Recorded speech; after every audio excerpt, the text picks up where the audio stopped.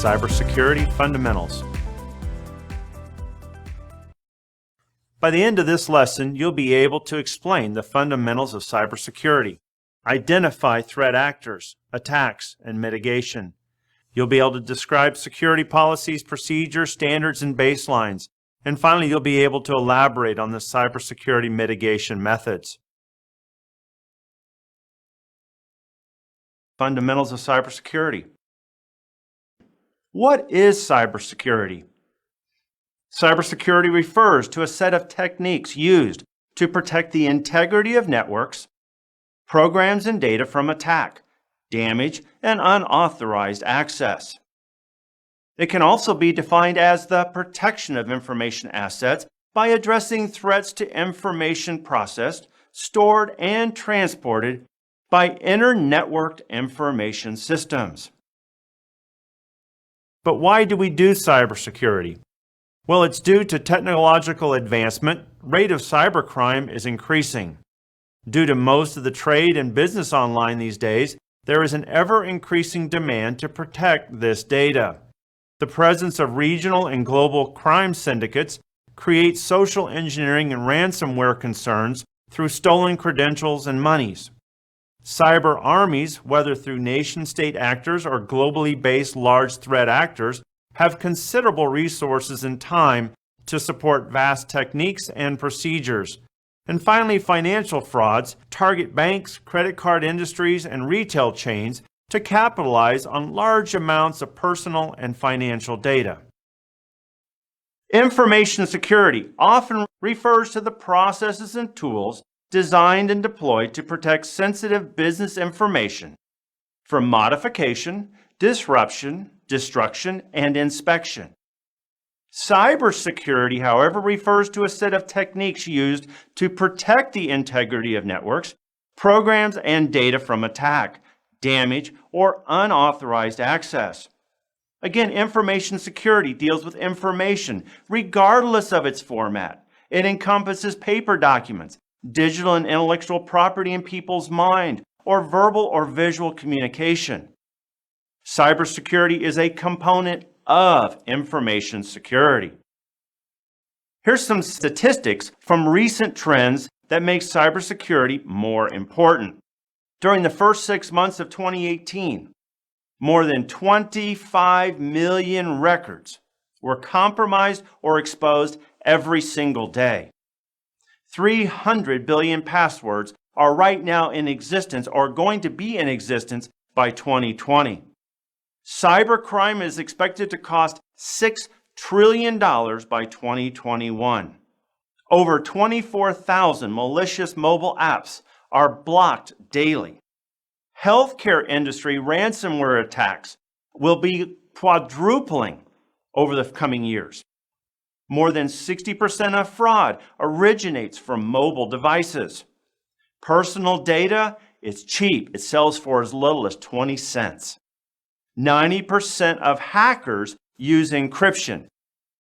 Factors that affect cybersecurity. There are two main areas: technology and business plans, and general business deployment or environment.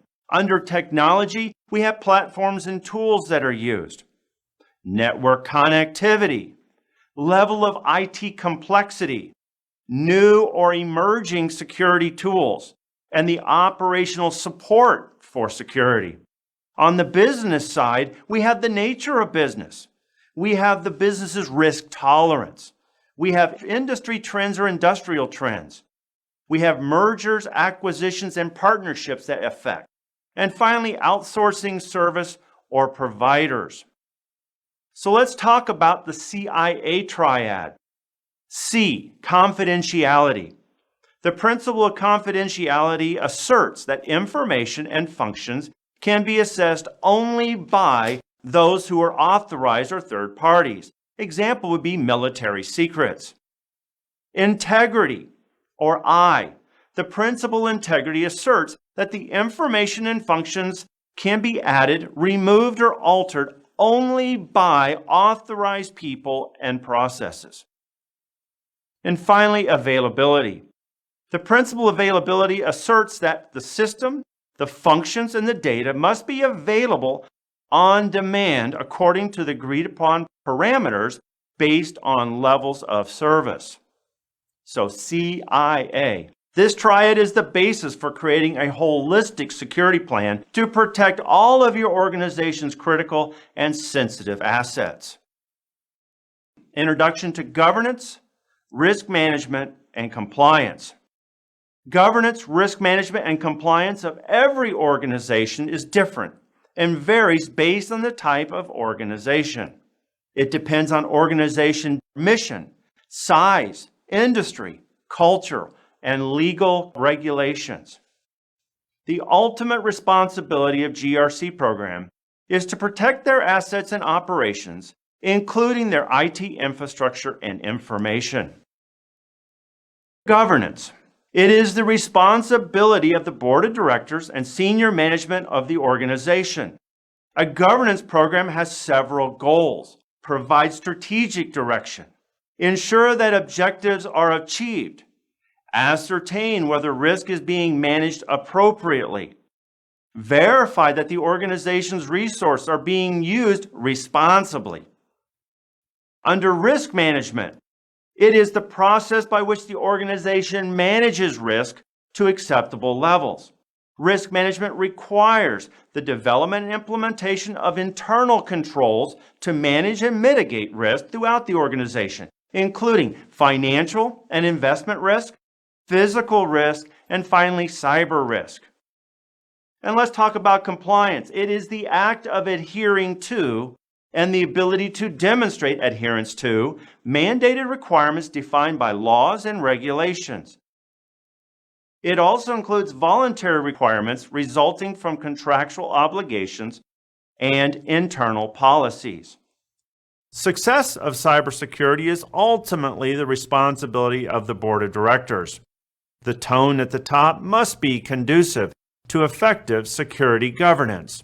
Some of these roles are: from the top, board of directors, whether the CEO, president, or board members, must establish and adopt an overall security posture for the business.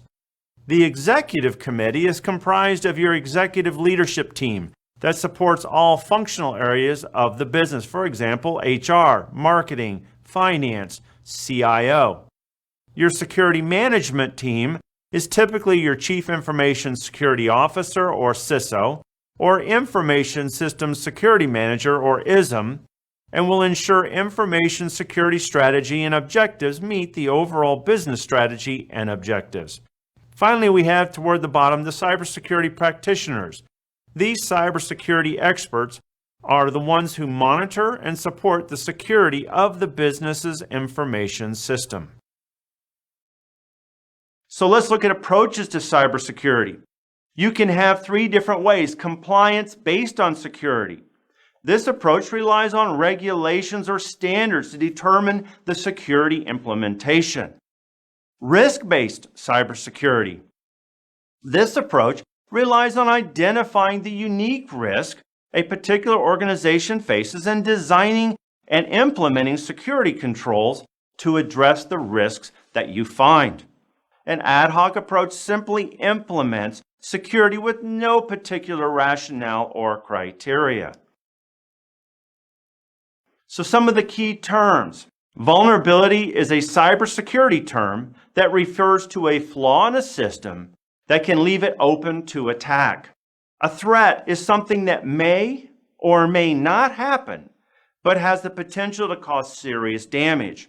Threats can lead to attacks on computer systems, networks, and much more. Threat agent is used to indicate an individual or group that can manifest a threat.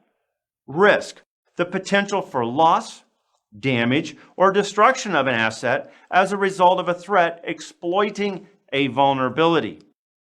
Countermeasure or control is an action, device, procedure, or technique that reduces a threat, a vulnerability, or an attack by eliminating or preventing it, by minimizing the harm it can cause, or by discovering and reporting it so that corrective action can be taken.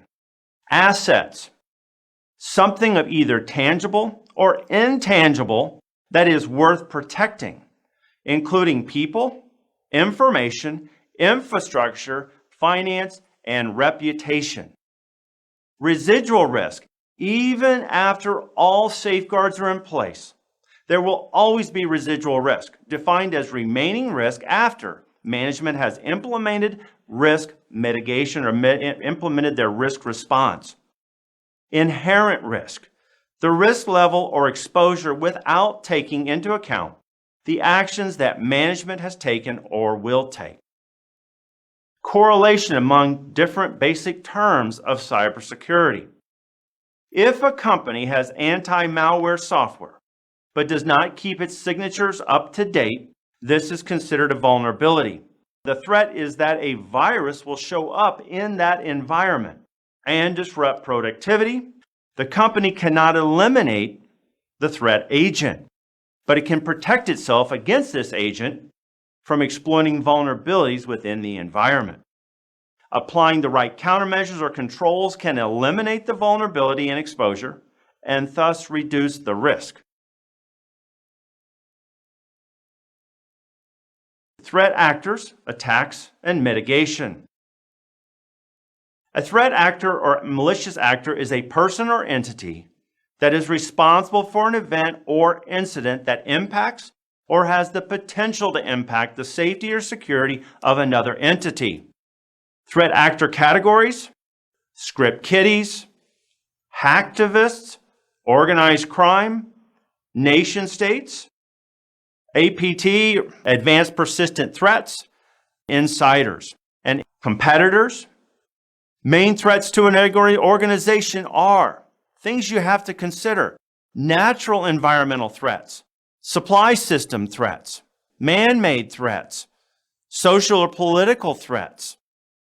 Malware is any software that is intentionally designed to cause damage to a computer, a server, a client, or computer network.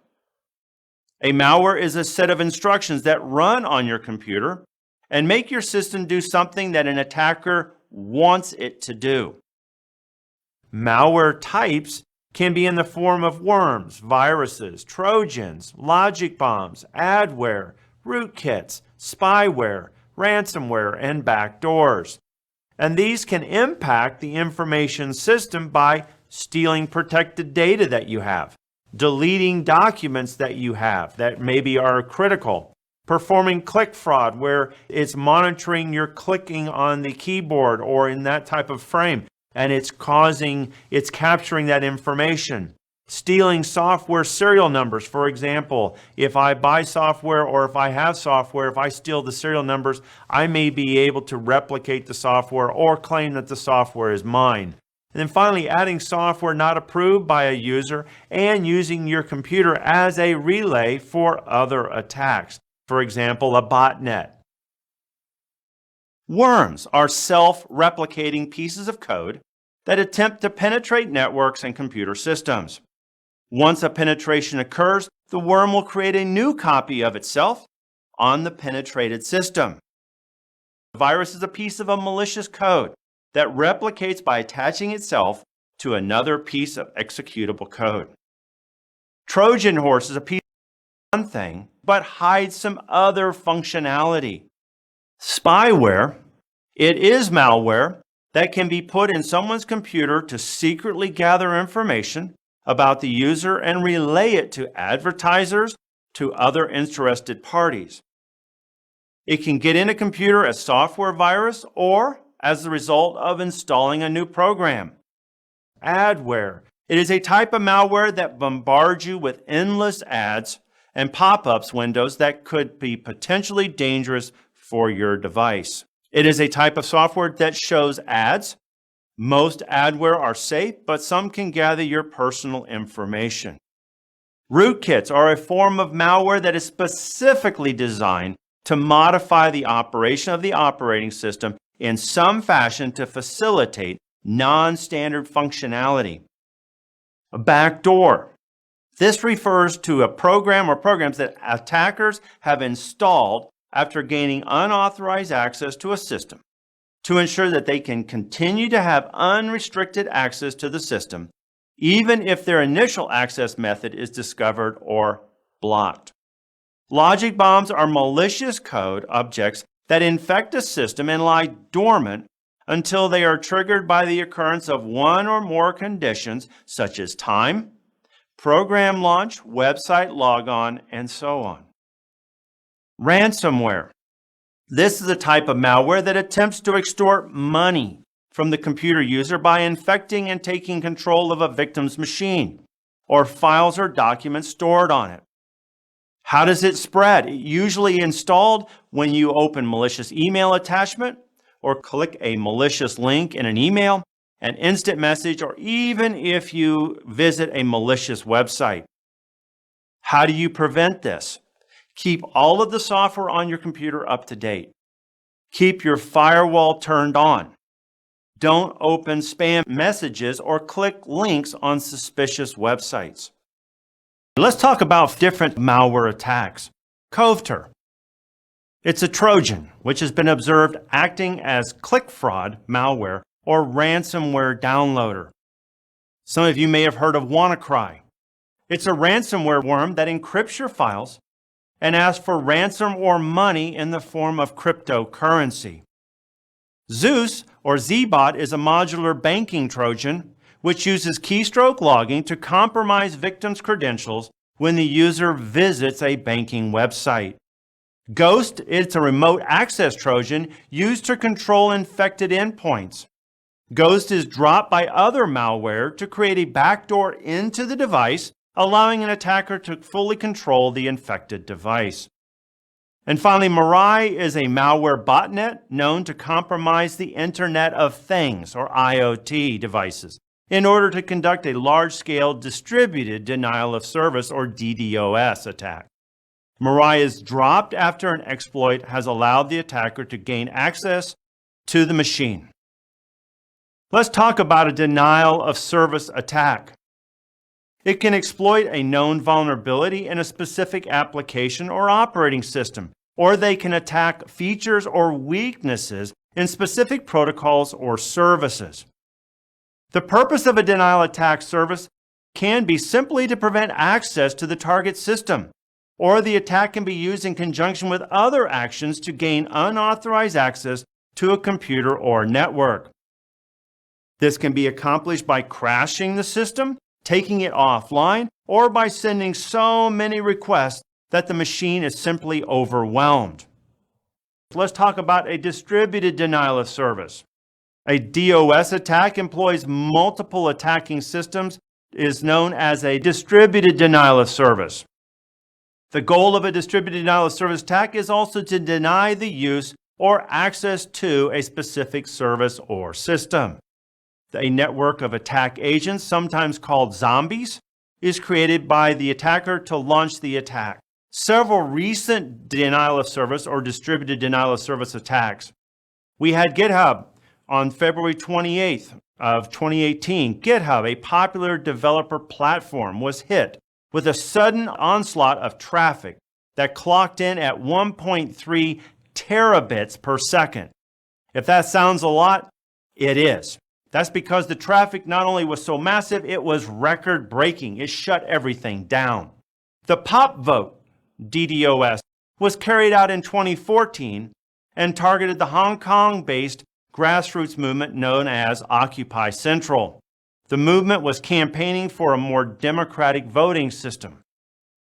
Another one in 2014, security provider and content delivery network Cloudflare was slammed by approximately 400 gigabits per second of traffic.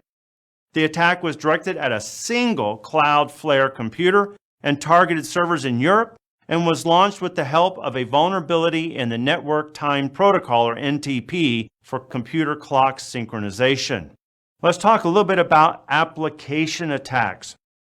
An application layer attack targets computers by deliberately causing a fault in a computer's operating system or applications. This results in the attacker gaining the ability to bypass normal access controls. The application layer, or layer 7, attacks refer to a type of malicious behavior designed to target the top layer of that OSI model. Different types of application layer attacks are, for example, cross-site scripting, buffer overflow, denial of service, or a distributed denial of service, a SQL injection, domain name system or DNS spoofing, domain hijacking. Software codes and security. There's no doubt that a developer's programming practices play a massive role in the security of software, apps, databases, and all other electronic systems. This places a major responsibility on programmers everywhere to write safe, high-quality code as often as possible. Now, the original code, or otherwise known as source code, is a set of instructions and statements written by the programmer using a computer programming language. Code review is a systematic examination, or sometimes referred to as a peer review, of computer source code. It is intended to find mistakes overlooked in the initial development phase, improving the overall quality of the software. Several testing methods that are used. Static testing. This evaluates the security of software without running it. Dynamic testing. This evaluates the security of the software in a runtime environment and is often the only option for organizations deploying applications by someone else. Here's some recent security attacks. The Sachs, Lord & Taylor. Near the end of March, security firm Gemini Adversary came across an announcement from the Joker Stash hacking syndicate offering 5 million stolen credit and debit cards up for sale. On May 31st, Ticketfly suffered an attack that resulted in the concert and sporting event ticketing website being vandalized, taken down, and disrupted for a week. Can you imagine how much that might cost? Russian hackers have made millions selling credit card details stolen from almost 245,000 British Airways customers during a major cyber attack in August, according to experts. Now let's talk a little bit about social engineering. It is the art of manipulating people so they give up confidential information and violate the security principle. Social engineering can be broken down into many categories. Phishing is similar to fishing in a lake, attempt to steal your personal information. They send out emails that appear to come from legitimate websites. Spear phishing is a little bit different. It's a variation on phishing in which hackers send emails to a group of people with specific common characteristics or other identifiers. Whale phishing is a term used to describe a phishing attack that is specifically aimed at the wealthy, the powerful, or prominent individuals. Let's talk about some recent social engineering attacks. Several people lost thousands of dollars in cryptocurrency after the Ethereum Classic website was hacked back in 2017. Using social engineering, hackers impersonated the owner of Classic Ether wallet, gained access to the domain registry, and then redirected the domain to their own server. Criminals extracted Ethereum cryptocurrency from the victims after entering a code on the website that allowed them to view private keys that were then used for transactions.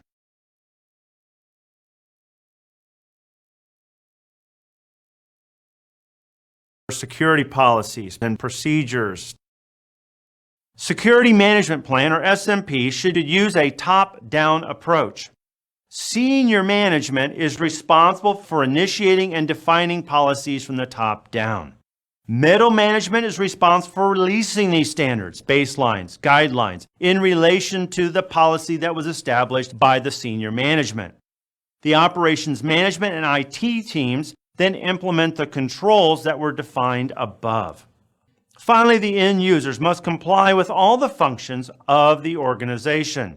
Everything should have the approval from senior management before we start to engage. Let's talk about Security Management Plan types. The strategic plan. This is a long-term plan. It defines the organization's security posture. It should be useful for at least 5 years and renewed annually. It helps understand the security function and make sure that it aligns with business. It should include the risk assessment. Tactical plan. This is a midterm plan developed to provide more detailed goals, usually for a year or two. It's more technology-oriented. Finally, at the lowest level, the operational plan. This is a short-term plan, very highly detailed. It must be updated often, monthly, quarterly. It spells out how to accomplish the various goals. The security policy is a strategic plan for implementing security. It defines the scope of security needed for the organization. It defines the main security objectives and outlines the security framework. It identifies major functional areas of data processing. It broadly outlines the security goals and practices that should be employed. It is used to assign responsibilities, define roles, specify audit requirements, outline enforcement processes, indicate compliance requirements, and finally define acceptable risk levels. Organizational policy. Issue-specific policy and system-specific policy. Under organizational security, we may look at focusing on issues relevant to every aspect of the organization. Under issue-specific policy, we'll look at focusing on specific service, department, function that is distinct from the organization as a whole. And finally, system-specific policies will focus on the individual systems. The security policy framework. Baselines. Baselines define the minimum level of security that every system must meet. They are system-specific, and they are secure state. Guidelines. They offer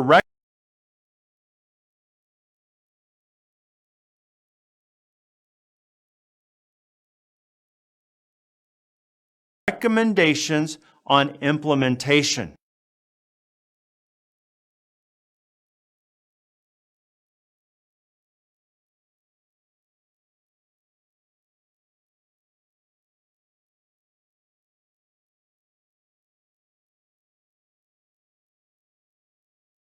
That every system must meet. They are system-specific, and they establish the common secure state. Guidelines. They offer recommendations on implementation. They serve as an operating guide. They are flexible. They can be customized for each unique system. Procedures. These are the final element of the formalized security policy structure. These are detailed, step-by-step documents that describe actions necessary to implement the security mandates, system and software specific, and the purpose that it is used to ensure integrity of the business process. Standards. Standards define the compulsory requirements. They provide a course of action for uniform deployment of technology. These are tactical documents. Due care and due diligence. Two different terms. You need to make sure you understand the difference between the two of them. Due care, taking responsible care in protecting the organization. It is a legal term. It pertains to the legal duty of the organization. Lack of due care is considered negligence. Due diligence is practicing the activities that maintain the due care effort. It pertains to the best practices that a company should follow. It might not be legally liable. Cybersecurity mitigation methods. Did you know that information technology control is a procedure or policy that provides a reasonable assurance that the information technology or IT used by an organization operates as intended, that the data is reliable, and that the organization is in compliance with applicable laws and regulations?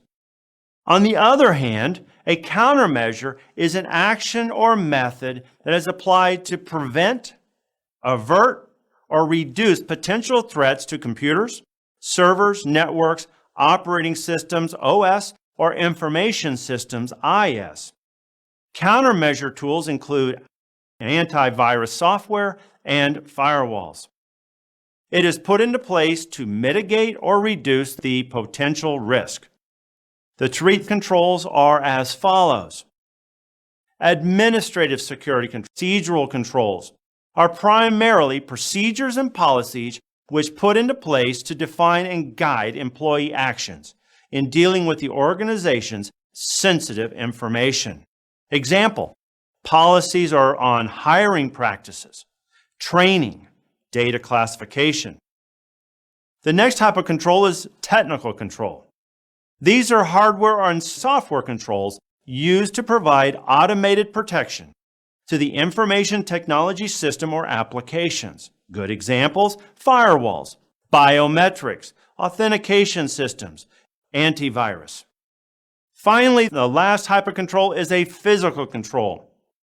These are security measures that are designed to deny unauthorized access to facilities, equipment, and resources, and to protect personnel and property from damage or harm, such as espionage, theft, or terrorist attacks. Some points of these: fences, guards, closed-circuit TV. Let's talk about control types that are based on functionality. Deterrent controls. These are intended to discourage a potential attacker. Preventative. These are intended to avoid an incident from ever occurring. Corrective. These fix components or systems after an incident has occurred.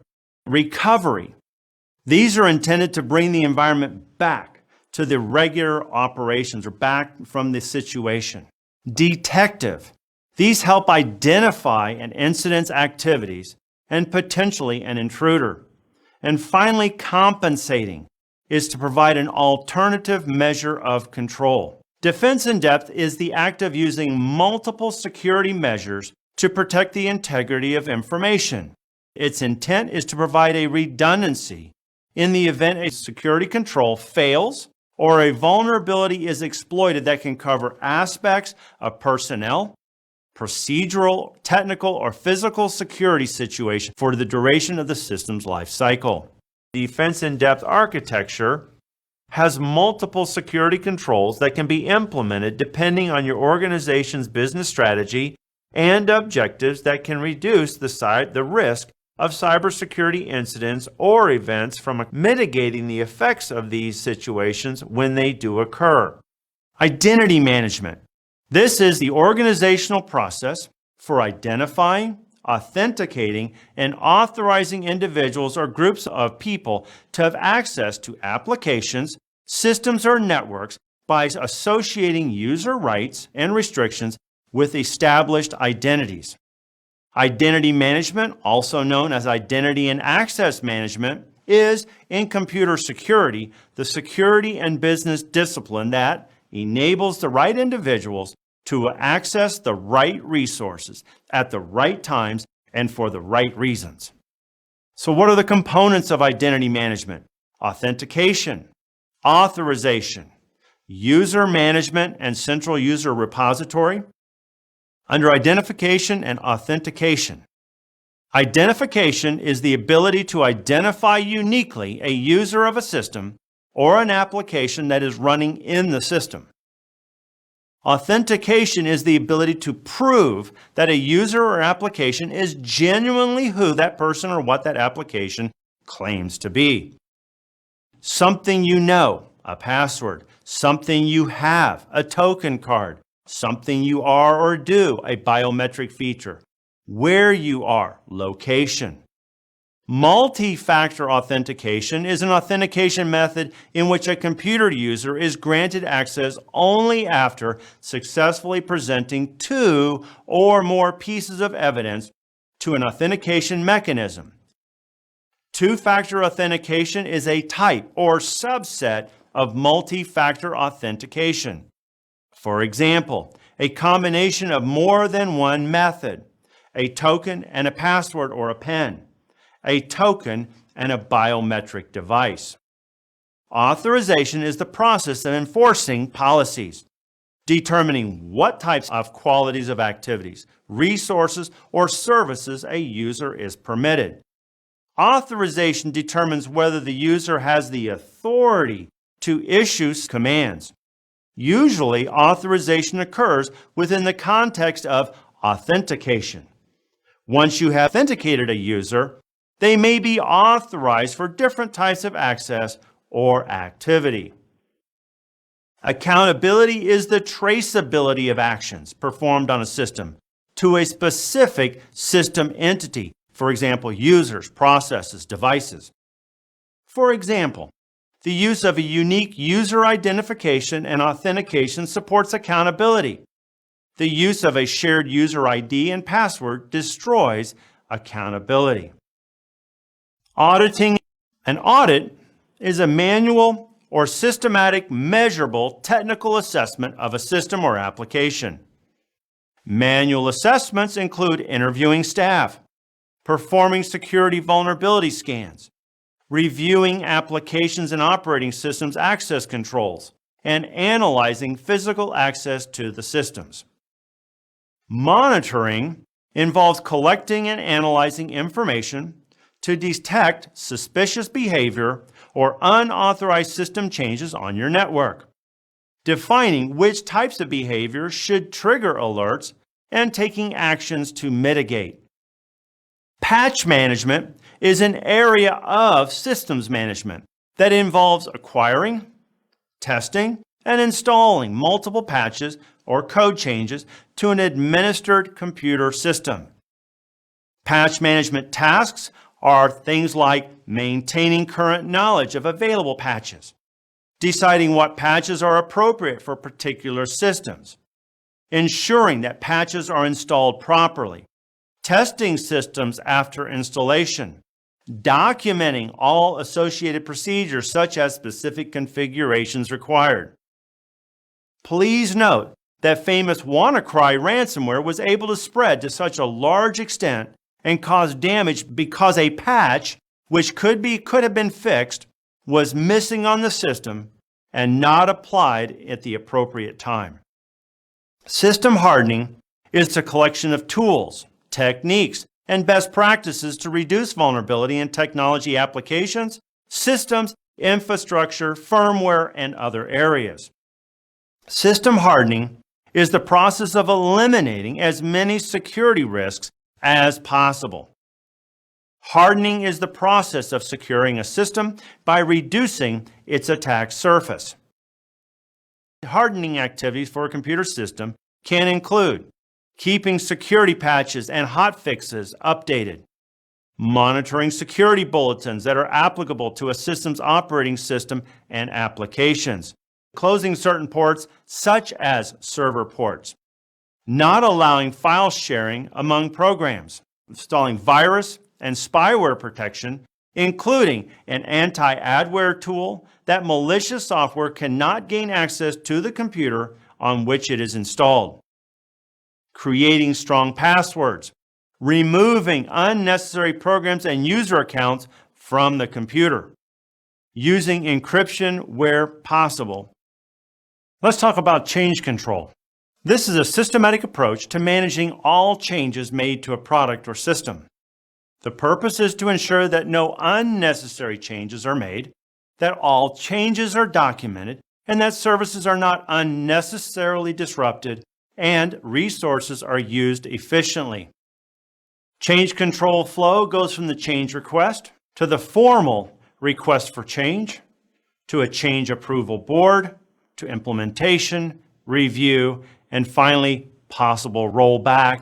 Assets include all elements of software and hardware that are found in the business environment. It is a process which is used to record and track an asset throughout its life cycle, from procurement to disposal. In the asset inventory management life cycle, we go from a procurement to a deployment and discover to a maintain, we support, and then eventually when the asset has neared its end of life cycle, we retire and dispose.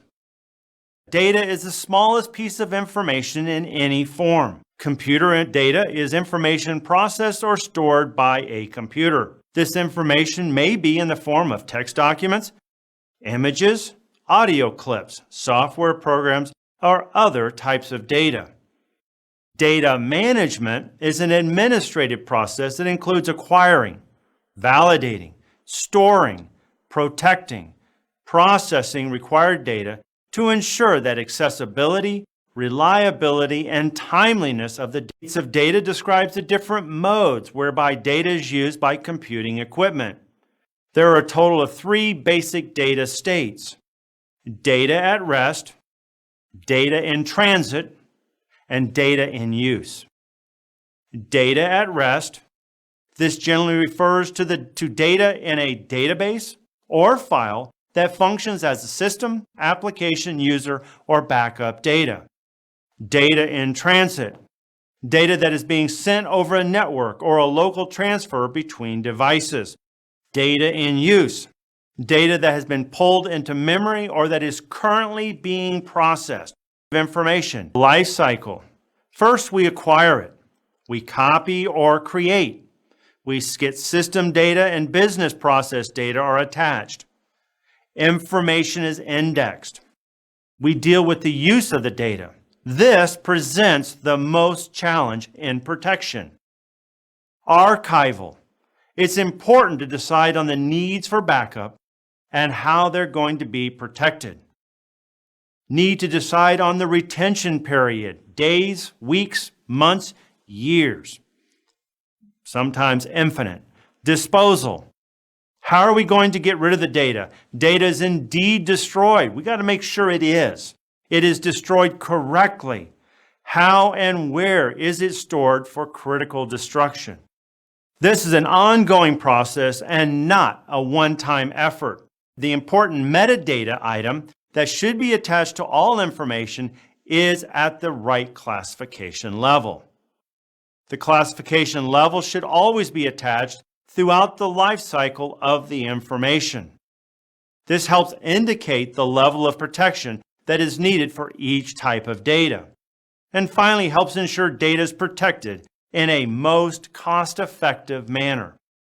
Let's talk about encryption. Encryption is the process of converting data to an unrecognizable or encrypted form. It is commonly used to protect sensitive information. It is considered a science of protecting information by encoding it into an unreadable format. Encryption is converting plain text messages into secure coded text, otherwise known as ciphertext. This is done via a mathematical function and a key, a special encryption/decryption password. Application.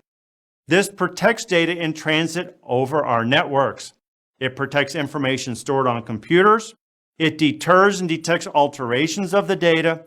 And it verifies the authenticity of a transaction or document.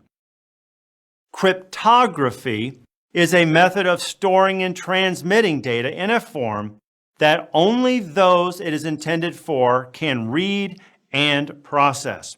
It is considered a science of protecting information by encoding it into an unreadable format. Cryptography involves creating written or generated codes that allow information to be kept secret.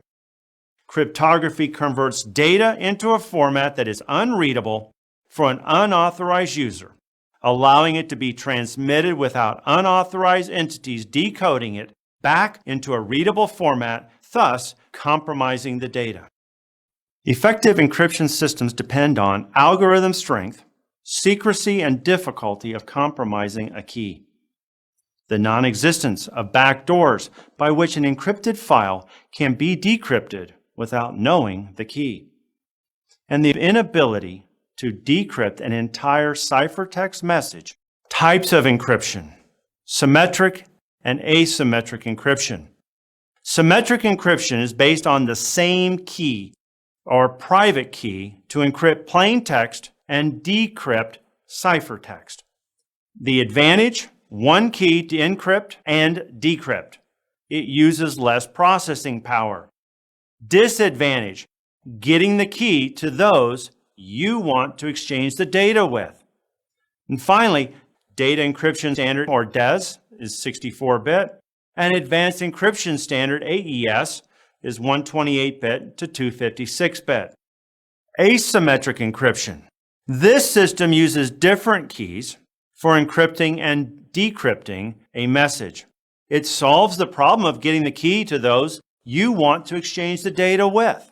One is used to encrypt, and the other is used to decrypt. One key is secret, private, is known only to one person. The other key is the public key, and this is known to many people. Some of the services of cryptography. Authentication. If I encrypt with the sender's secret key, then it's a private key. If somebody can decrypt it with my public key, it had to come from me. Non-repudiation. I cannot refute that it came from me. Confidentiality. If I encrypt with the receiver's public key, the only person that can decrypt it is the receiver with their private key. Incident response. It is an organized approach to addressing and managing the aftermath of a security breach or cyber attack, also known as an IT incident, computer incident, or security incident. Incident response goals. To handle the situation in a way that limits the damage and reduces recovery time and costs. Managing any disruption or potential disruption to live IT. Normal service operation stays within the service level agreements. You minimize the adverse impact on business operations. Security training.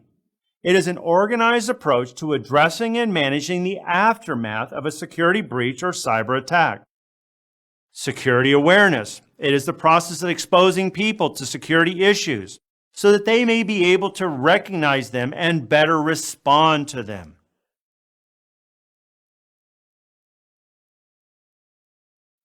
Now, some key takeaways from this lesson that we covered. Cybersecurity refers to a set of techniques used to protect the integrity of networks, programs, and data from attack, damage, and unauthorized access. Malware is a software that is designed to cause damage to a computer, server, client, or network. The types of malware could include worms, spyware, viruses, Trojans, and logic bombs. We talked about 3 different types of plans. The strategic plan, the tactical plan, and the operational plan are all types of and within the security management plan. And finally, change control is a systematic approach for managing all changes made to a product or system. It ensures that changes are documented, the servers are not interrupted, and resources are used efficiently.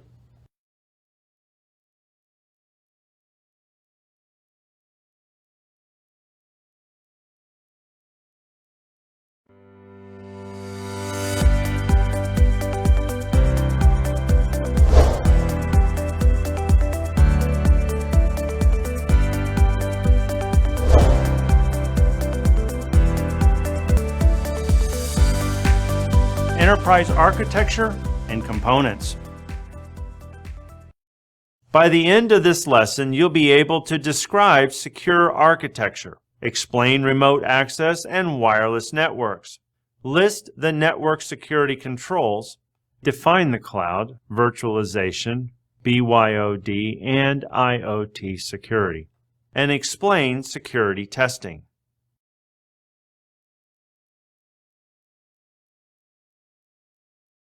Secure architecture. Networks today are part of a large, centrally managed, inter-networked architecture solution of high-speed local and wide area networks in an organization.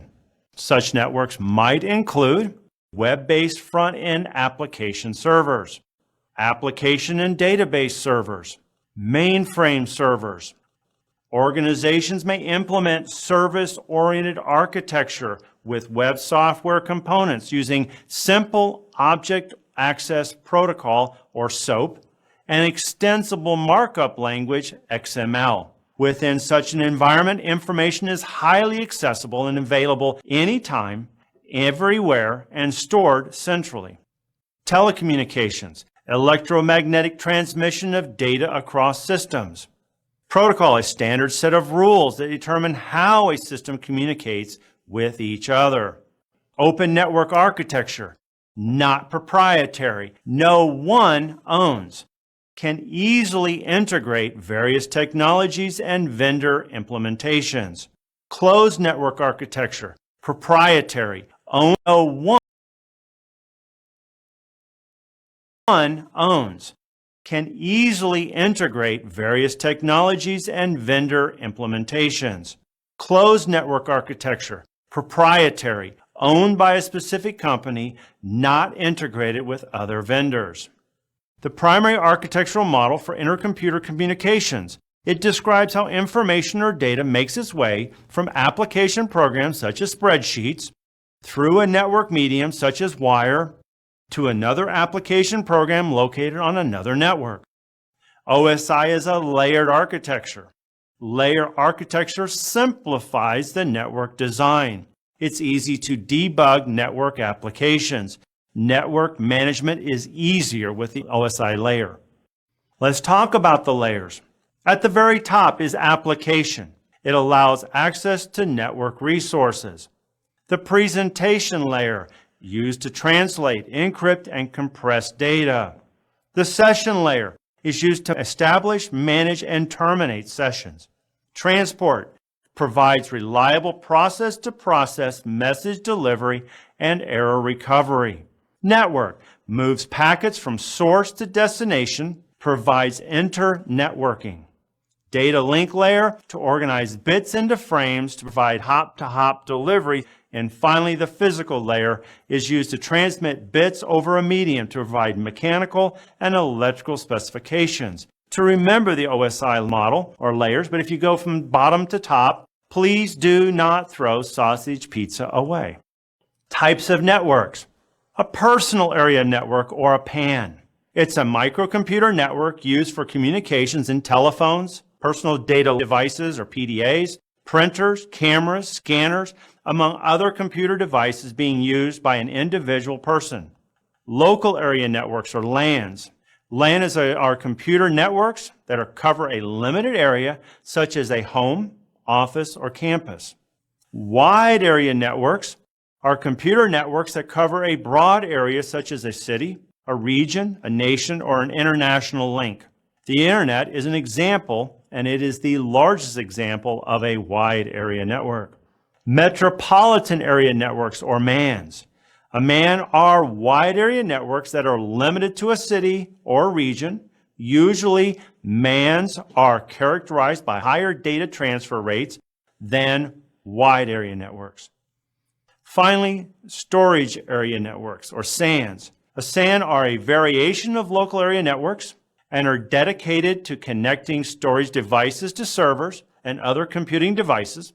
SANs centralize the process for storage and administration of data. Data communications is the process of using computing and communication technologies to transfer data from one place to another and back. It enables the movement of electronic or digital data between two or more nodes, regardless of geographic location, technological medium, or data contents. Data communication software is used to transmit data from one point to another. It is also used for conversion, for example, codes, ASCII, EMBC-DIC, Unicode. Communication software components include sender, receiver, message information to be communicated, the medium or channel, computer-based information systems, hardware, computer equipment used to perform input, processing, and output activities, software applications, computer programs that govern the operation of the computer, database, organized collection of facts and information, telecommunications, electronic transmission of signals for communications, networks, connected computers and equipment in a building around the country and around the world. Internet is the world's largest computer network. People are used to manage, run, program, and maintain the system. And finally, procedures that are strategies, policies, methods, and rules for using a computer-based information system. A business information system. In a business information system, you have a decision support system. You also have transaction processing. You have management information systems. You have the electronic commerce or e-commerce. And finally, you have SOA systems. A hardware failure is a malfunction within the electronic circuits or electromechanical components, disks, tapes of a computer system. How can we control from a hardware perspective? Encryption, physical security, media sanitization, and finally, maintenance of our hardware. If we have hardware failure, we could have data loss. Data gets exposed. Hardware gets lost. We could have malicious code impact our hardware, viruses, spyware. We could have physical threat or physical theft. With physical theft, you could have storage media that gets taken. Computers get stolen. Finally, you could simply have data corruption, drive damage, drive corruption, where you then lose some or all of your data. Hardware monitoring procedures. We have error reports. These try to detect failures, provide corrective actions. Availability reports, checks for downtime caused by inadequate facilities, excessive maintenance, lack of preventative maintenance. We have utilization reports or automated, document utilization of machine and peripherals. Finally, asset management reports, inventory of network, connected equipment such as your PCs, your servers, your routers, and other devices. Host-based security refers to securing the operating system, the file system, and the resources on the host from unauthorized access or modification or destruction. Sometimes we use host-based firewalls, intrusion detection systems, antivirus, disk encryption, regular backups, access control.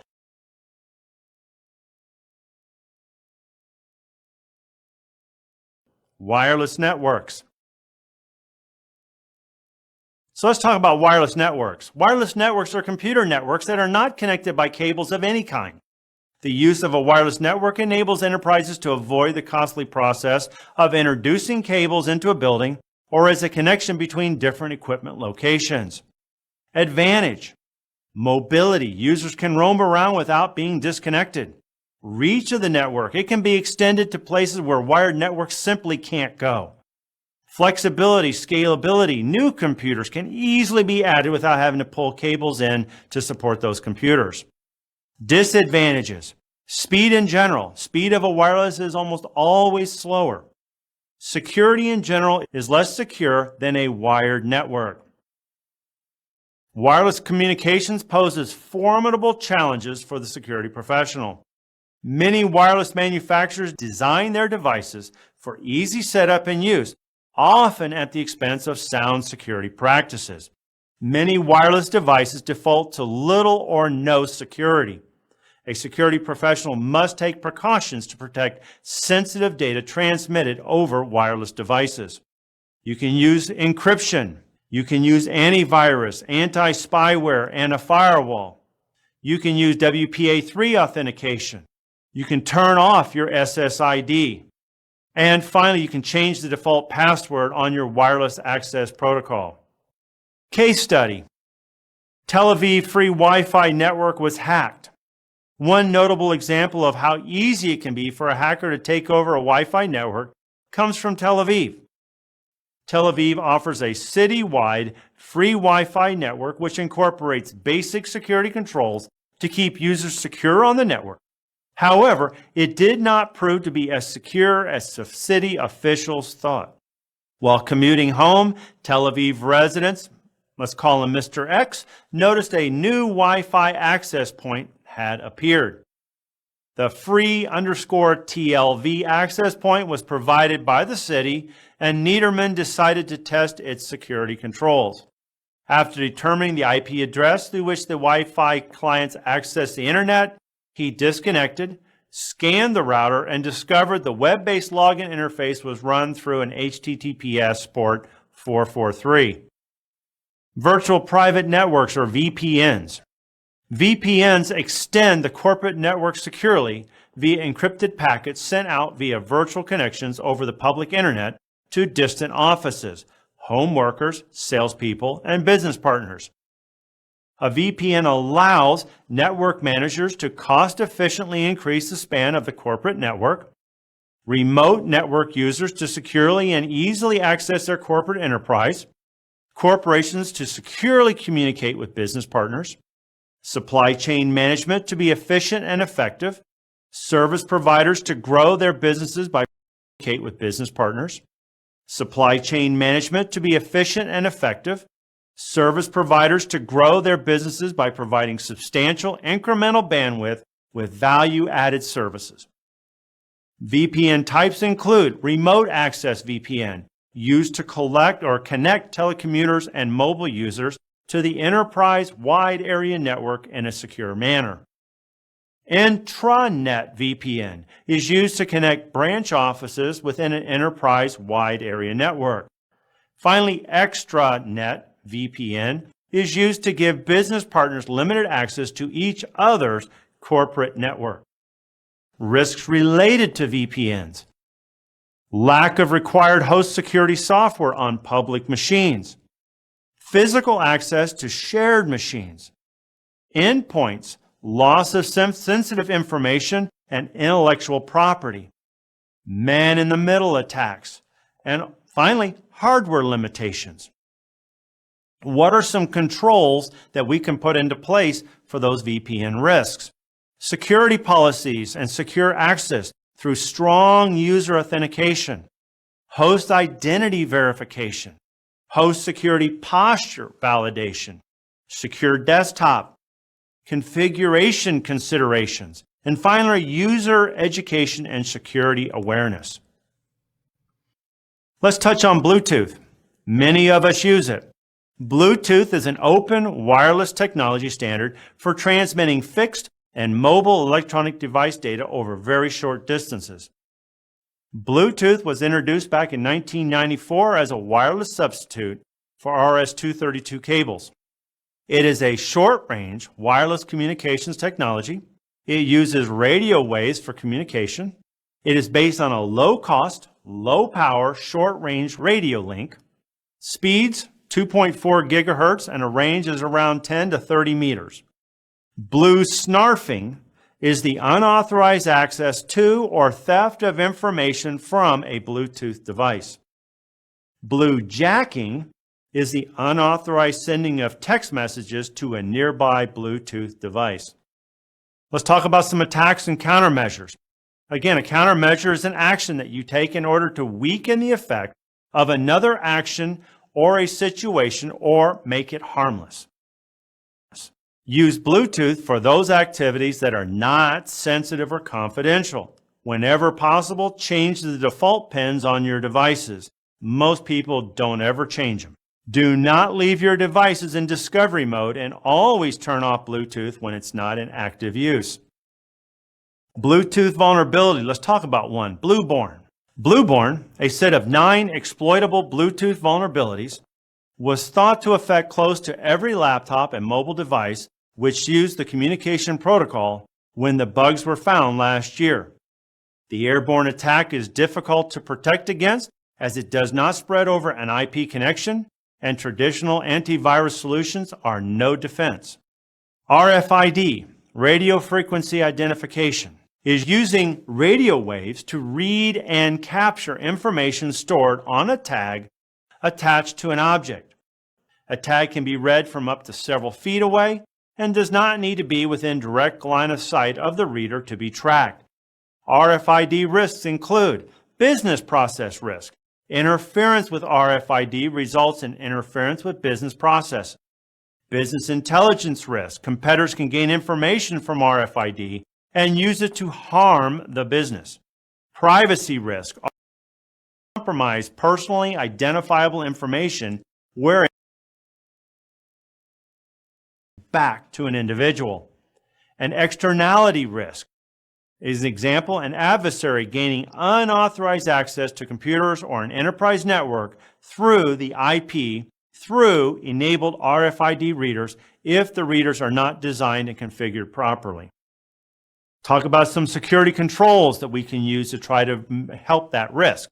Management controls, management oversight, policies, operational controls, controls for admins and users, otherwise known as physical users or physical controls. Technical, using technology to monitor the usage. RFID hack, mobile keys and Bluetooth. Another recent trend in the hotel industry is the switch to contactless access via mobile app-based keys. This system uses near-field communication, NFC, which is a subset of RFID technology. An NFC-enabled device can function as both an NFC reader and an NFC tag, which allows these devices to operate using peer-to-peer communications. Guests download an app to their phones and then download their virtual keys from the cloud. Once downloaded, all they have to do is approach their hotel door, and the Bluetooth-enabled RFID door reader intercepts the signal containing the key, which automatically opens the door. Like RFID, virtual keys can be compromised. There are many how-to videos, articles, and apps that demonstrate how to subvert the built-in security of these devices. Emanation security. Electronic emanation. Hardware or electronic devices emit electronic signals or waves, which, if revealed, can reveal useful information. A Faraday cage. A closed enclosure with external metal mesh that fully surrounds the enclosure, absorbing the electromagnetic signals. White noise. Broadcasting false traffic at all times to mask and hide the presence of real emanations. Control zones. Implementation of zones such that the emanations are controlled within the environment.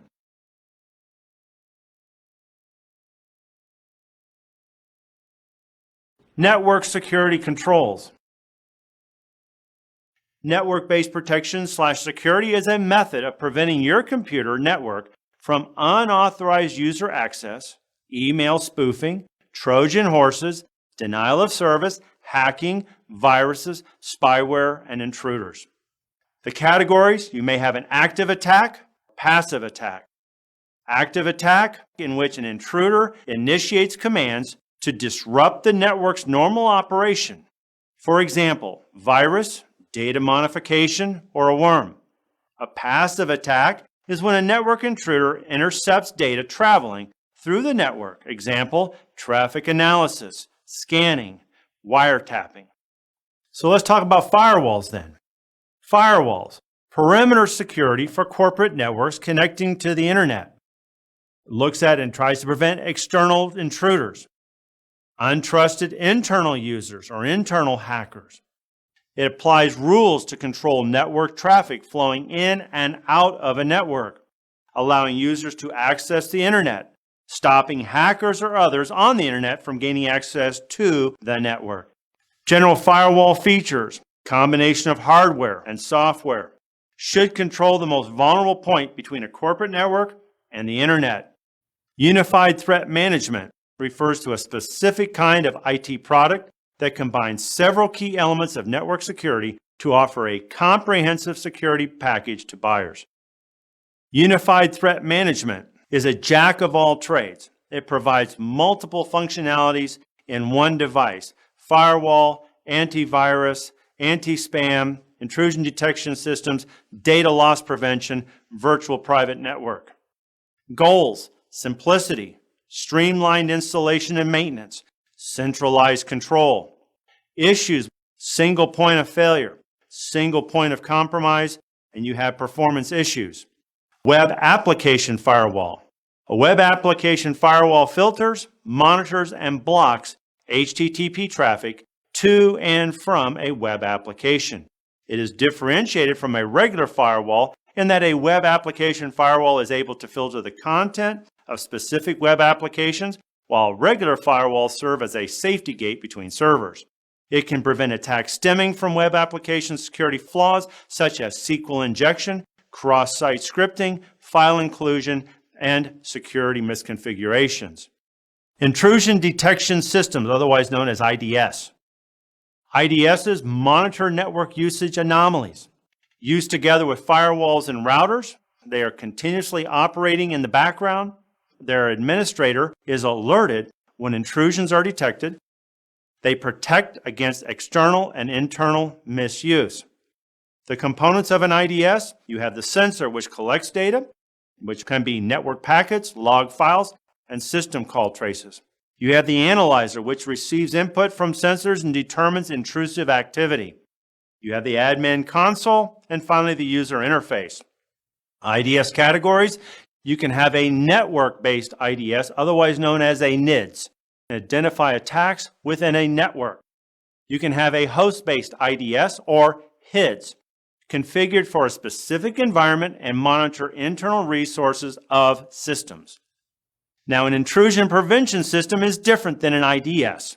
It is closely related. It's designed to detect and prevent attacks by predicting an attack before it happens, hence limiting the damage or disruption to systems that are attacked. It must be properly configured and tuned to be effective. Network access control. It is the concept of controlling access to an environment through strict adherence to and implementation of security policy. The goals of network access control is to prevent reduced zero-day attacks, enforce security policy throughout the network, and to use identities to perform access control. A honeypot system is a computer that usually sits in the screened subnet or the DMZ or demilitarized zone and attempts to lure attackers to it instead of to the actual production computers. To make a honeypot system lure attackers, administrators may enable services and ports that are popular to exploit.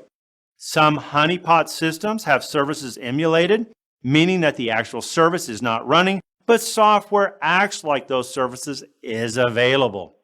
Honeypots can get an attacker's attention by advertising themselves as easy targets for compromise. A honey net is simply a group of honeypots implemented together to create the honey net.